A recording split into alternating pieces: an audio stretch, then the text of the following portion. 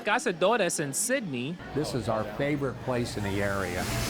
you'll hear food sizzling and forks scraping plates. It's a great place, it really is. Those sounds are a far cry from what Guy Gruters heard during the Vietnam War. He was a fighter pilot in the U.S. Air Force when he was captured and put in a prison camp for more than 5 years. 2 taps if he understands. If he doesn't, he goes.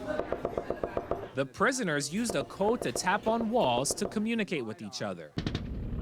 For part of those years in captivity, Gruters and his cellmate Bob Craner, who was a major in the Air Force, were in a cell right next to John McCain's cell. During that time, Gruters only ever saw McCain from under the crack of his cell's door. We knew how crippled he was because we saw him hobbling past us. He was really in bad shape.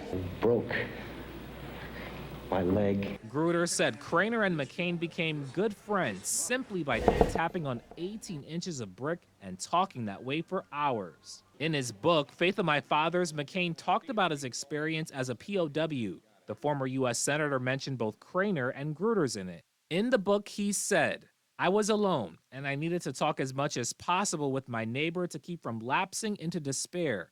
So Bob kept up his end of our ceaseless conversation to get me through my years in solitary." And I was supporting his communication with Bob. I was supporting their friendship, okay? And that was a great experience.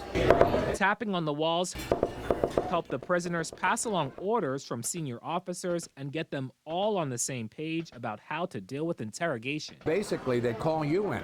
So your orders are to answer them as hard line as you can, all right? Be a jerk.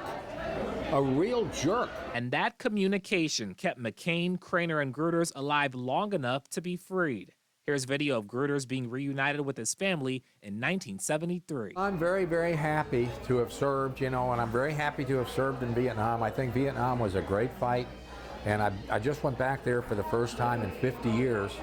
And believe me, Vietnam is a great ally of the United States. They are our great friends. In Sydney, Brandon Lewis, News Center 7.